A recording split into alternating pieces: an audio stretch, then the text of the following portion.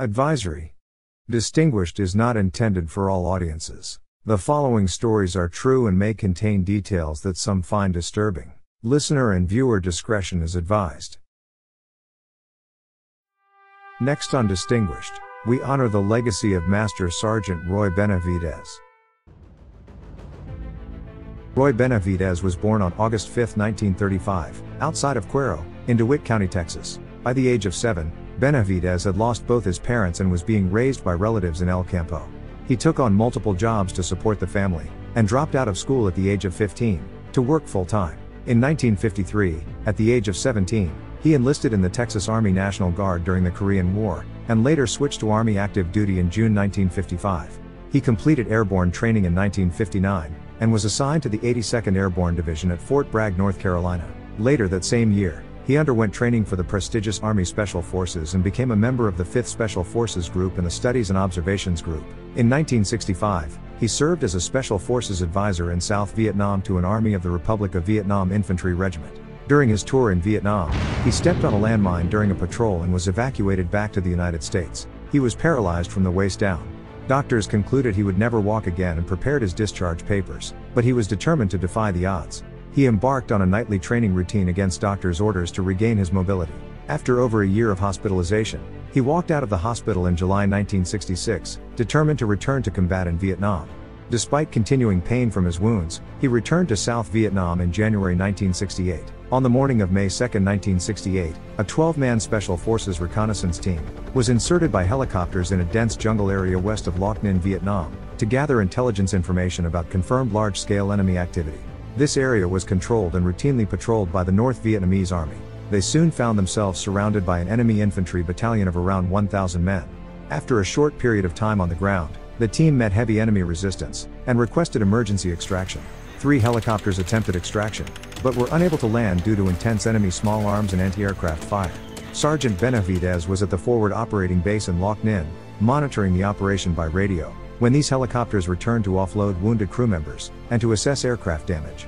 Benevidez bravely and voluntarily boarded a returning chopper to assist in another extraction attempt. He was armed with only a knife and his medical bag to aid his trapped comrades. Realizing that all the team members were either dead or wounded and unable to move to the pickup zone, he directed the aircraft to a nearby clearing, while he jumped from the hovering helicopter of around 30 feet in the air. He then ran approximately 80 yards to his pinned-down comrades, under withering small arms fire to the crippled team.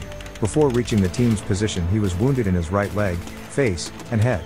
Despite these painful injuries, he took charge, repositioning the team members, and directing their fire to facilitate the landing of the extraction chopper, and the loading of the wounded and dead team members. He then threw smoke canisters to direct the choppers to the team's position. Despite his severe wounds and under intense enemy fire, he carried and dragged half of the wounded team members to the awaiting helicopter. He then provided protective fire by running alongside the aircraft as it moved to pick up the remaining team members. As the enemy's fire intensified, he hurried to recover the body and classified documents on the dead team leader. When he reached the leader's body, Benevidez was severely wounded by being shot in the abdomen, and grenade fragments in his back. At nearly the same moment, the helicopter pilot was mortally wounded, and his chopper crashed. Although in extremely critical condition due to his multiple wounds, Benevidez secured the classified documents and made his way back to the wreckage, where he aided the wounded out of the overturned aircraft, and gathered the stunned survivors into a defensive perimeter. Under increasing enemy automatic weapons and grenade fire, he moved around the perimeter distributing water and ammunition to his weary men, reinstilling in them a will to live and fight. Facing a buildup of enemy opposition with a surrounded team, Benevidez mustered his strength, began calling in tactical air strikes, and directed the fire from supporting gunships, to suppress the enemy's fire, allowing another extraction attempt. He was wounded again in his thigh by small arms fire, while administering first aid to a wounded team member, just before another extraction helicopter was able to land.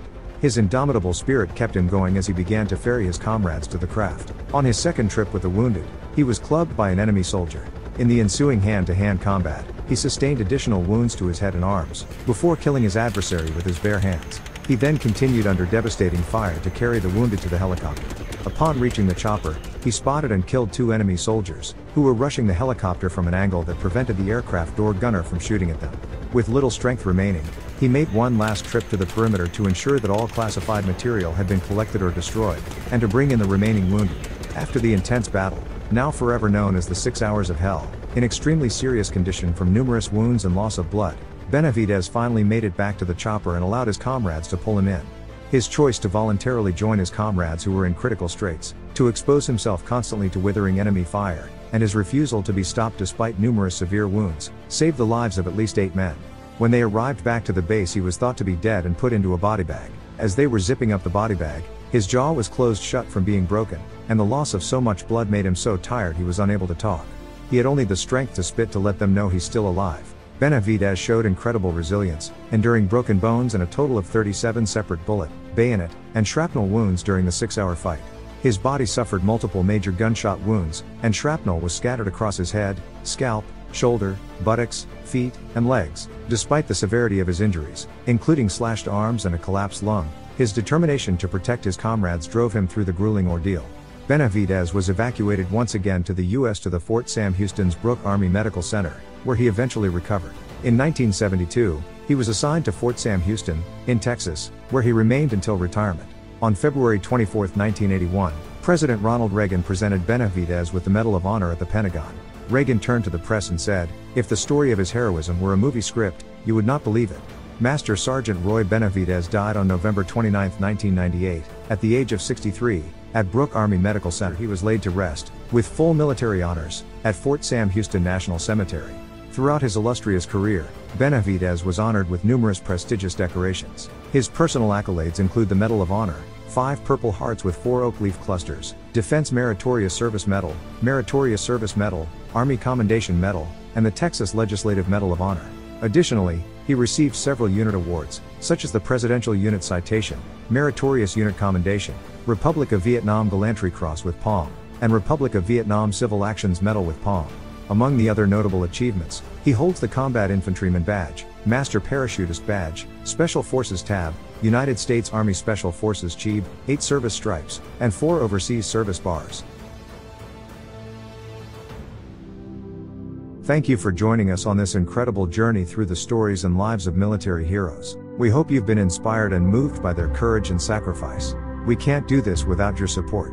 If you've enjoyed this podcast, we kindly ask that you continue to support us by spreading the word. Leaving a positive rating and review on your favorite podcast platform will help others discover these remarkable stories.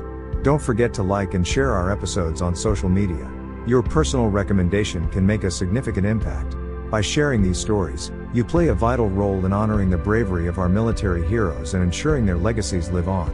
Together, let's continue to shine a light on the incredible men and women who have served and protected our nation.